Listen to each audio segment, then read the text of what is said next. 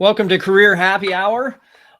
I'm Andrew Beach. I'm a teacher of self-education. I help professionals like you communicate your value to find great opportunities faster, whether you're working or not. That's through a pragmatic process of personal branding, planning, which is career mapping, and helping you work through a process of networking with intention and purpose, and using that personal brand to do branded networking. However you want to position that certainly is acceptable. So welcome. Today is Career Happy Hour. Every Friday, 3 o'clock Pacific time.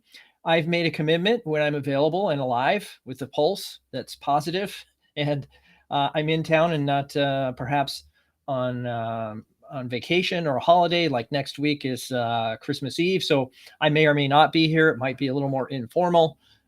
We can bring our ugly sweaters and whatnot and have a good time together. But today, I've got some thoughts that I want to share with you. And if you're just joining us for the first time, welcome. This is a community. By community, I mean, this is an opportunity for you to get your questions answered. And you might have questions about your career, about leadership, about whatever. I'm happy to answer any questions that you place in the comments, the chat, even before or after the session. You're welcome to direct message me on LinkedIn. That's probably the best way to get a hold of me. So if you have questions, please go ahead and ask. I'm here to serve you as a coach that's probably had over 10,000 interactions, one-on-one and also group settings. I've seen a lot of situations, and I can certainly maybe provide you some perspective. If you're interested in that, certainly in this in the description of this video, there is a link to complete an application. If you want to have some coaching directly from me, that's fine. I totally understand. Just go ahead and activate that part of the situation. As a service today, every Friday, 3 o'clock Pacific time, we also support each other. So the people that come here often will put their LinkedIn profiles in the description or in the chat. And when they do that, what they're signaling to other people here on this particular stream is that they're open. They're open to being collaborators in successfully completing a networking interaction. Networking is hard enough. Actually getting from an outreach to a conversation often is the most difficult part. Therefore, if you put your LinkedIn profile in the chat, we are saying, and I'm sure you're committing, that if someone asks, you will say yes. And most of the people that have had that happen had good positive outcomes. If you don't, please don't hesitate to reach out to me and let me know what happened that probably wasn't the way you wanted it to be. Anyway, and then certainly I would appreciate if you would share this particular session out. You could share it in a private message to people in your network, or you can share it to your profiles, whatever social channel you're on. I'm broadcasting simultaneously on Facebook, LinkedIn, Twitter, and also YouTube. So you can join me on any one of those platforms. I monitor those to a certain extent and will respond either way if you direct message me on any of those platforms. Also, last announcement here. If you want to get hands-on free coaching from me right now, you can click the link in the description. I will actually put this same link into the chat, because often what happens is it ends up in the description. People can't find it, and they run around trying to locate it and they can't get there. So join me live. I'm putting it in the chat now on this stream to get one-on-one coaching, or to leave a private question. So I understand sometimes what happens when we get into this stream is we don't want people knowing we're getting support this way. We don't want to advertise to everybody on social media that we are participating in these things. That's fine. You can go ahead and if that's you, I understand and I appreciate it. And so what I would suggest is that you come into the back end of Restream and just put an anonymous question in there, and I'll answer it anonymously. And you can rest assured that I won't use your name or embarrass you in any way. Just put your question in the private chat in the green room, and we'll offer you some support that way. so that you don't feel left out. Don't feel left out. Good. So that's our agenda for today. And so I was thinking a lot today. Just as a side note, I have some notes here that I go by. So if you see me looking down, it's because I'm looking at my notes, trying to stay on track with the topic at hand. And there was a couple things that really stood out to me this week. The first one is the recruiters. And so the title of today's session is actually Recruiters. What's the deal? What is the deal? So sometimes we get into a hiring process, we get ghosted. We make an application, we don't hear anything. We have a phone screen and it's mum. You don't get funneled. If there's no match with the recruiter, you wonder whether or not you'll be funneled into another opportunity. And as a candidate or someone who is a job seeking professional, you would hope that you're getting an answer quickly, but that's not always the case. As much as you want to get an answer quickly, guess what? You're not the only candidate that this recruiter is working with. And sometimes it's hard for us to imagine that recruiters have a difficult job. And, from our perspective, we may be in a position where we need the employment or we would like to get closure, and our needs sometimes we feel are being neglected by the recruiter. And so I just wanted to make a simple point here today about the reality of what's happening in the marketplace. And that is there's a shortage of talent. I think all of us probably feel that, if not heard that, throughout our time on LinkedIn or even in the media, in the news. We're hearing about how there's so many opportunities. There's not enough talent to take advantage of all the positions that are open. And it's sometimes shocking to think, well, geez, in some ways, don't you think that actually impacted the talent acquisition function too? The recruiters are also challenged in the fact that they can't hire other recruiters because there's a shortage of recruiters. And so the reality is, I just did a quick search for roles in recruitment, just roles in talent acquisition function. And I came up with 382,000 plus openings in talent acquisition recruitment just on LinkedIn. I didn't search any other channels. So we'll use that as a litmus test, a barometer, if you will, on our little example today, a little math lesson today. And it's something that's got me thinking about how we can serve as a resource to a recruiter, how best we can help a recruiter do their job as a candidate, and also not diminish our capabilities or our capacity to move forward in a hiring process. So 382,000 open requisitions just in the United States for talent acquisition roles, 382,000. Now, that may seem like a lot. What is that in relation to the number of roles available on LinkedIn? So I did a search just for the word, I think A. Did I just use the word A? I think I just typed in the letter A just to see, or the word the, because sometimes you can't just do a search on open positions.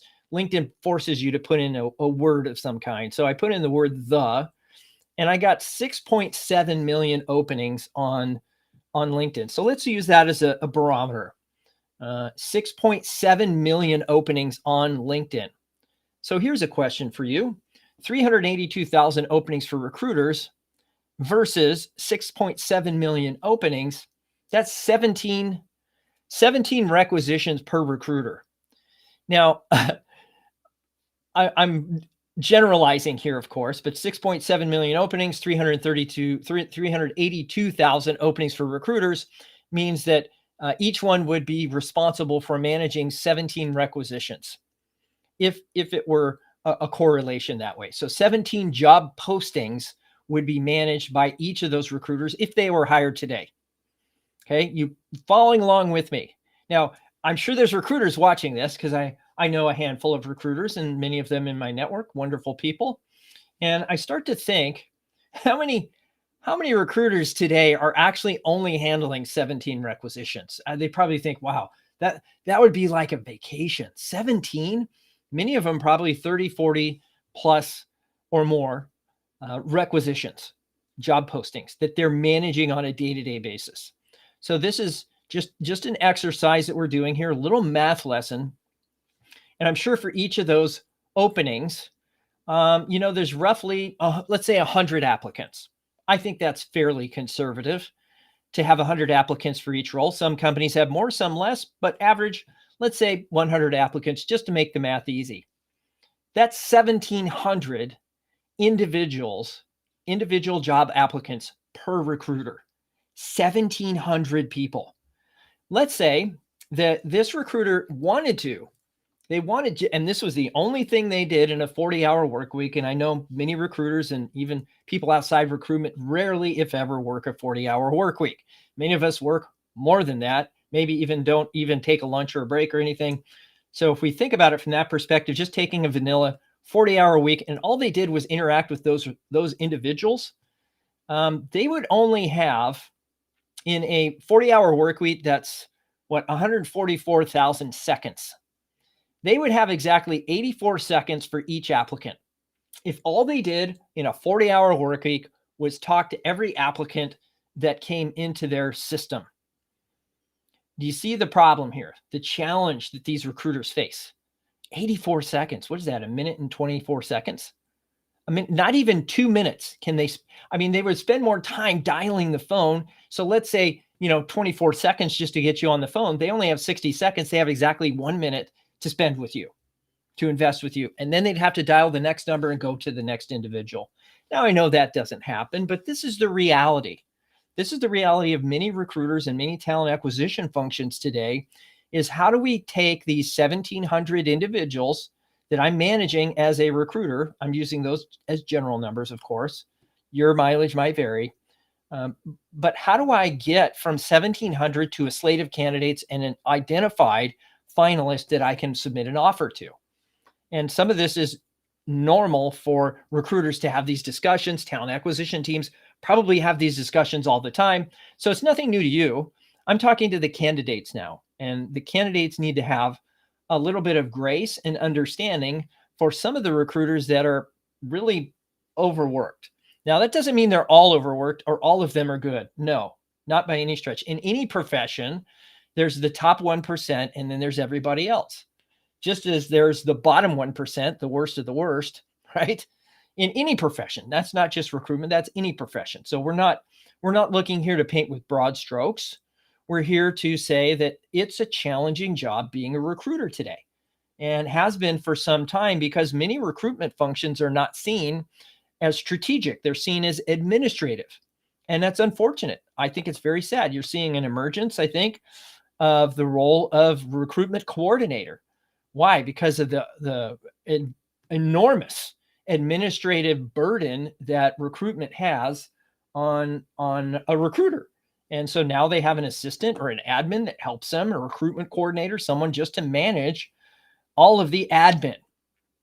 And so now I can spend a little more time with a handful of individuals rather than the 60 seconds. I get to invest maybe a little more time talking to you as a candidate to determine what your strengths are and see how they fit our organization.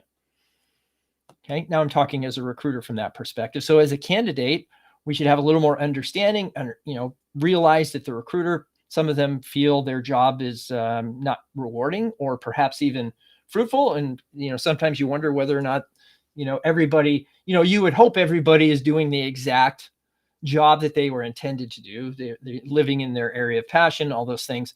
But sometimes recruiters, like any other job, you just don't have a good day. And some days are better than others. I think I saw it the other day as what do they call it? The Rejection Monday. Anyway, I see all these recruiters post things on LinkedIn, and it's really intriguing to me. And certainly you can follow and connect with recruiters that way. Because of their time constraints and a lot of corporate, policy, they just aren't capable. Not that they don't want to, is that they aren't incapable of, they're kind of have their hands tied, that they can't talk with everybody. It has to be done electronically. There's tracking by email. There's not always an opportunity for a recruiter to offer you some insights.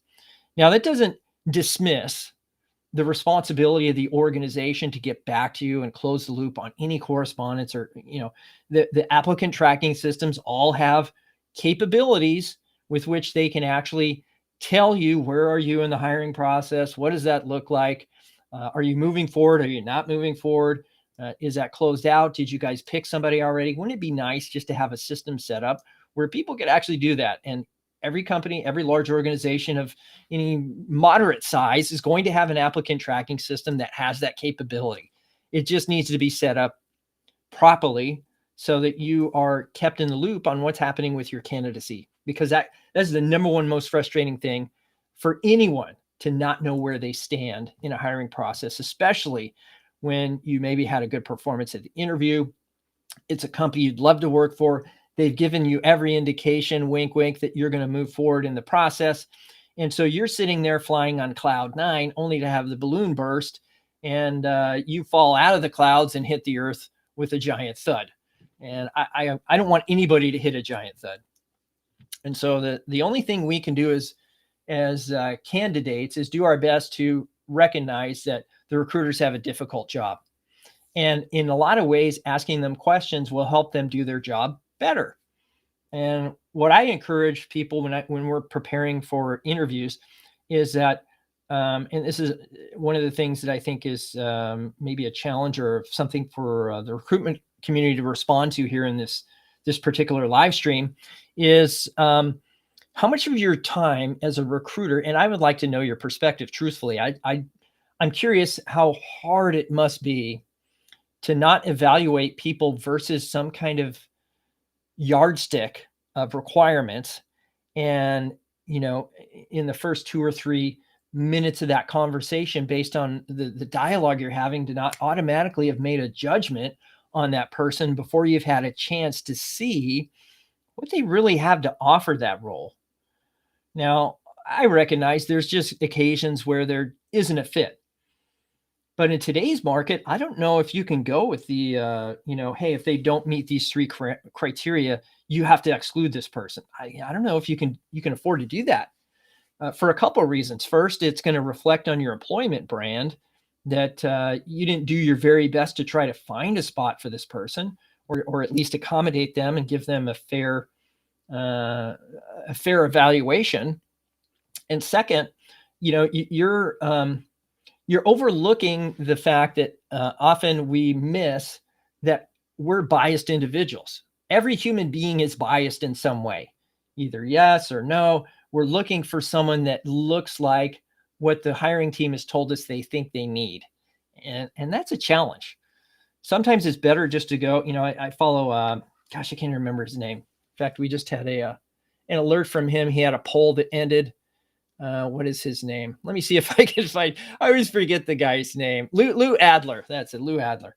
And he has this hiring process that I find really interesting. That, hey, you know what? You should demonstrate your expertise rather than talking about your expertise, and doing, some sort of practical application of your expertise, and looking at your thought process based on maybe a hypothetical, but that hypothetical is a real world situation. And so, as a recruiter, if you're only evaluating an applicant based on your audit of their resume against a requisition, you may not be getting the whole story. And, I keep thinking too, that many people can actually pay somebody to write their resume. Other people do not. They think their resume is adequate. And therefore, we're judging somebody based on their capacity to write or not write a resume that meets our needs as a recruitment professional. And I think that's it's a little bit short-sighted, because now we're evaluating somebody based on their capability to invest or not invest in a resume writer, or their capability to write or not write in a manner that is palatable to you. And so that's a challenge. I think you may be, and this is without question, by many people that I know in the recruitment community, that you're missing quality talent based on systems that might not be serving your organization. So right on. Good. Thank you. I appreciate that confirmation, Scott. It's always nice to hear something from the peanut gallery, so that we can know that I'm not the only one here, and I'm just talking to myself. But the reason I brought this up is that I have a number of candidates that are, they feel like they're not moving forward in a hiring process because of the recruiter. And that may be valid. That may be perfectly valid, but whether they are or they are not standing between you and the next step, that is not within your control. And or with that, and it's not your responsibility.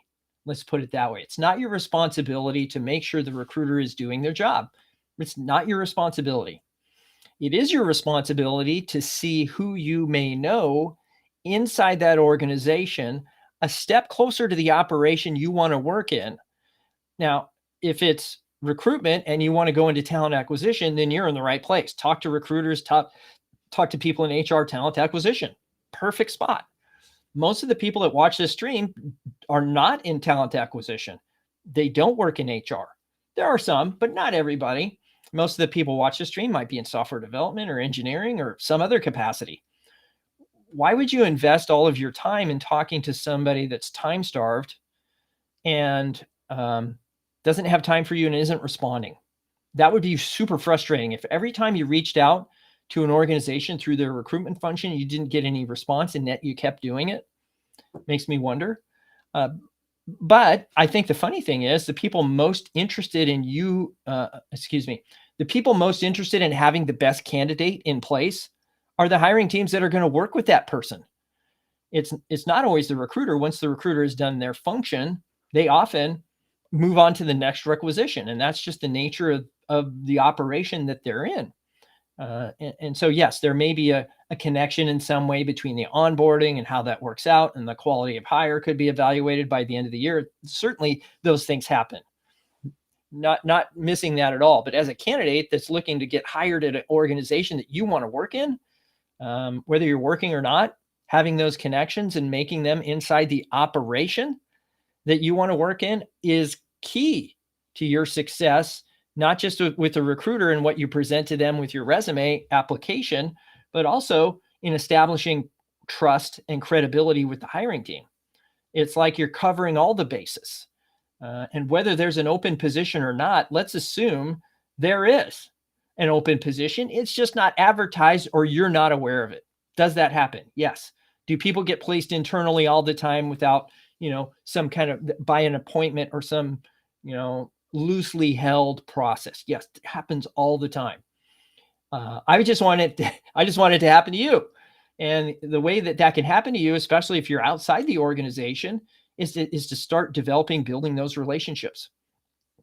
And certainly that's the crux or the foundation of the training and coaching that I do, is I help people develop a brand and use networking to build relationships over time of trust, whether you're working or not, in the places that you want to have them, so that when you get to the critical juncture of job or no job, or interview or no interview, you're in the mix.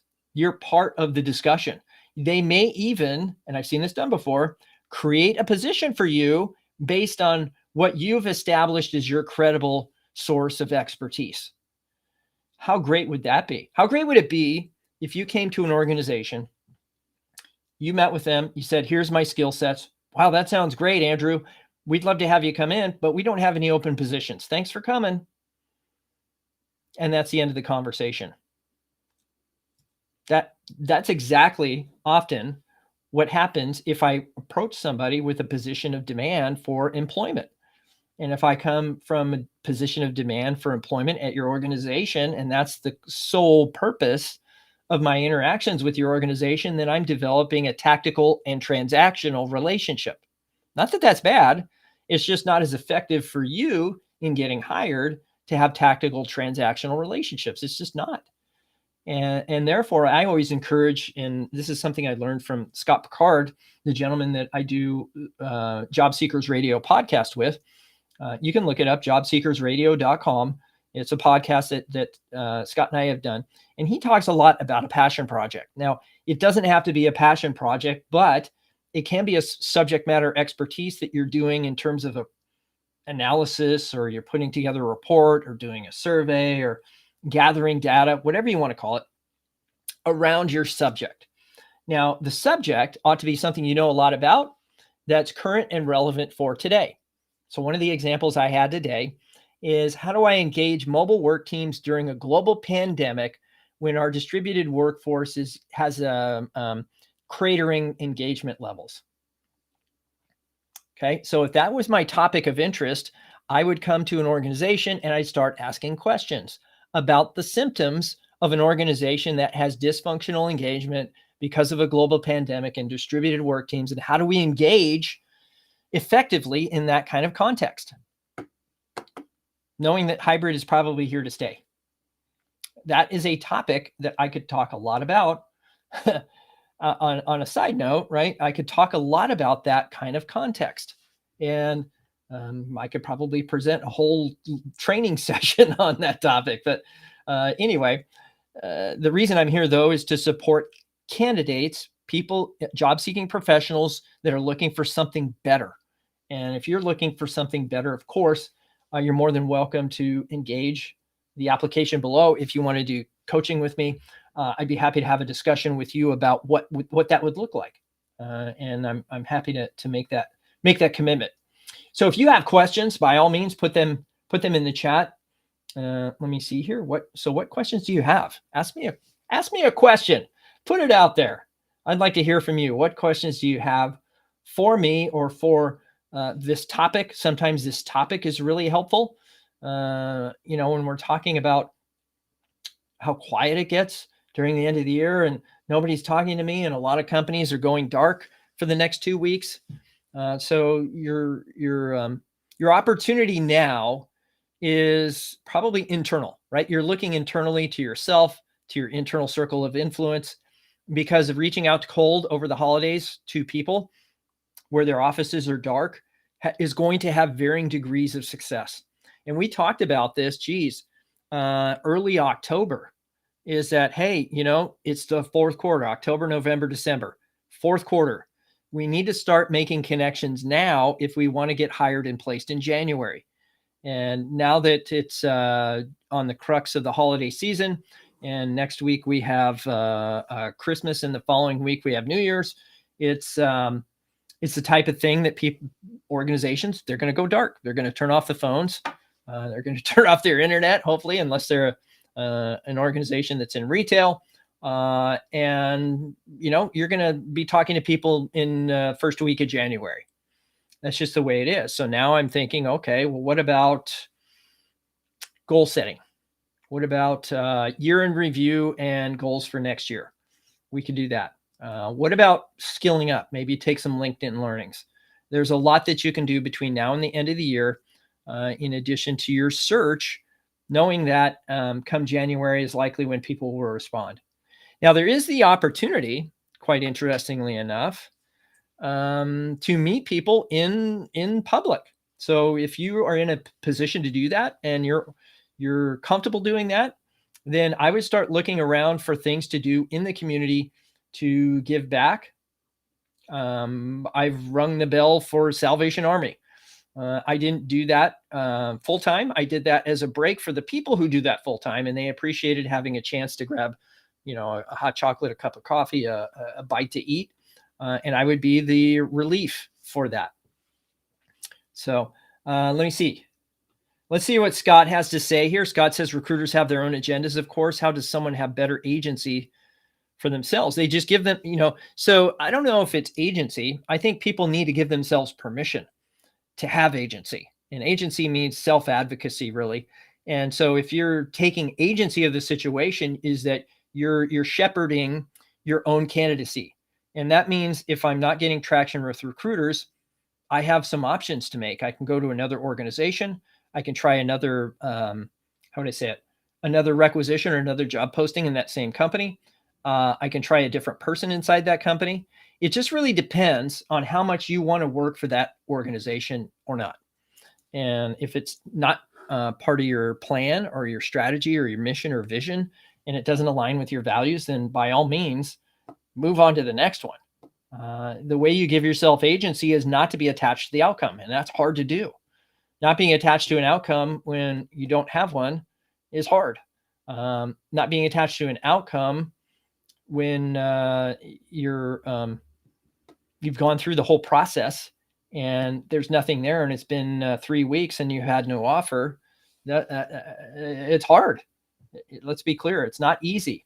And I always encourage, it's one of the best pieces of advice that I got when I was in sales way back when. Actually, 2 pieces of advice I'll give you. The first one is, if you generate, you won't tolerate. By that, I mean, if you're generating lead generation, which is prospecting, that's cold calling or whatever you want to call it, referral asking, I don't know, whatever you want to call it. But if you're generating new leads all the time, then you're not going to be attached to any one of those leads wanting to have you cut your rates or, saying, hey, I can get that cheaper somewhere else. Fine, go get it cheaper somewhere else. You're not attached to that outcome. Now, if there's an objection there, certainly handle it. That's a sales thing, but we won't go down that path. But the idea is, if you generate, you won't tolerate. And in job search, it's perfectly acceptable to have more than one opportunity that you're working at any one time. In fact, you should have a pipeline, just like a salesperson, of opportunities coming up, opportunities available now, people you need to connect with, relationships you need to build. It's a process. And yes, it takes time, energy, and effort, regardless of which activity you participate in. I just imagine that you would want to track your numbers and know what's actually working for you. Now, I'm not sure, so recruiters, if we look at recruiters, their agenda is to place the best candidate. I have not met a recruiter that doesn't agree with that statement. I want the best candidate for this job. But the challenge is, what is their definition of the best candidate? And so they think they're doing their job. And I fall into this trap too, is sometimes we evaluate people subjectively and we haven't given them a fair opportunity. There's a certain amount, and I mentioned earlier, a certain amount of bias in all of us. And so are we really being objective? And are we being fair? Are we giving this person an opportunity? Do we feel they would add value in our organization? And I've gone through interviews like that where, the recruiter pushed me through, even though it didn't seem like there was a fit, but I still got through and did a loop interview with that organization. Why? Because they saw something. And that's why the interview is so important, to stand up for what you believe in and what you feel your value is, regardless of what that job posting says. What do you bring to that job posting that's unique to you? Whether it's a fit or not is not your determination. That's up to the hiring team to say, yes, that's what we need, or no, that's not, or there's something here that we hadn't considered before. I'm going to push you through anyway. Because if you stand for something to somebody, it's often when you get that and they need that, it's a win-win. If you stand for all things to all people, you're at the whim of the marketplace. So if I try to modify who I am to meet their expectation 100%, everybody's doing that. Everybody that prepares for an interview is trying to check all the boxes rather than standing up for something to somebody. Okay. So, and I'm sure there was another point that I was going to make there. But the idea is, we need to give recruiters their due. We need to allow them some grace, because we know that they're challenged that way, time-starved. Let's see here. What does David say? David says, thanks for mentioning the feature project to showcase skills. Great idea. I'm writing a book and some software and can possibly use that to make connections at my target businesses I want to work for. Yes. See, the funny thing is about what you just mentioned there, David, is that can be used any way that you want it to. It can be made to build and sell the books. It could be made to, so there's one guy I remember, I think his name was his name Todd? I think his name was Todd. And he wrote a book. And the book that he wrote was called Bringing Projects Back from Red. Bringing Projects Back from Red. So on a dashboard, if there's any projects that were in the red, he wrote this book. And so his branding statement was, I wrote the book. I wrote the book on bringing projects back from red. And so that was his brand. And I thought it was genius, because now he can use that to do what? To sell books. He can use that to find consulting deals. He can use that to get a job. It's a platform upon which he can find opportunity. And how that opportunity presents itself to him, he needs to be prepared. Might be something that he didn't anticipate. And the same is true for you. is that, I understand that writing a book is a platform, and it's not always the book that's going to generate the income. It's something else. It's a consulting engagement, a training program, a job maybe. But it's as far as I know, many people who produce books don't make money producing the books. They make money on something else related to the book. It's often nowadays a marketing tool. So good. Congratulations, David. I appreciate you sharing that. And yeah, I think you can look up, Todd's probably here on LinkedIn somewhere. Look up the book, Bringing Projects Back from Red. So I think it's just genius the way he positioned that. I appreciate that about Todd. He's a smart guy. So if there's any other questions, certainly put that in the chat or the description here, and then I'd be happy to answer. Also share your LinkedIn profile in the chat as well. That's a way you get people connect to you and have conversation. I'm trying to lubricate in some ways, facilitate some way, take the friction out of connecting and having conversation with people. And that's great. And so if you got some value out of this, or you know a recruiter that you think might appreciate what I've shared today, then certainly share that out with anybody in your network, either publicly or private message, doesn't matter to me. I'm happy to get any of those. And then certainly in the chat or in the description, there is a link for you to join live if you want hands-on career coaching right now. I'm happy to do that. I'll put on the old headphones and you and I will have a one-on-one conversation, and we'll try to help you through the process or the challenge that you might be facing in a pragmatic, hands-on way. And if there isn't any other questions and no one wants to come on live, we will call it a day. Although I did want to share one thing with you that I thought was really fascinating. I have this thirst for an interest in technology. I don't know where it came from. It probably was back in high school, maybe even junior high, when my dad and I built a Heathkit computer through a mail order catalog, and that was fun. And I worked. I think I programmed in BASIC. I learned Pascal and all that.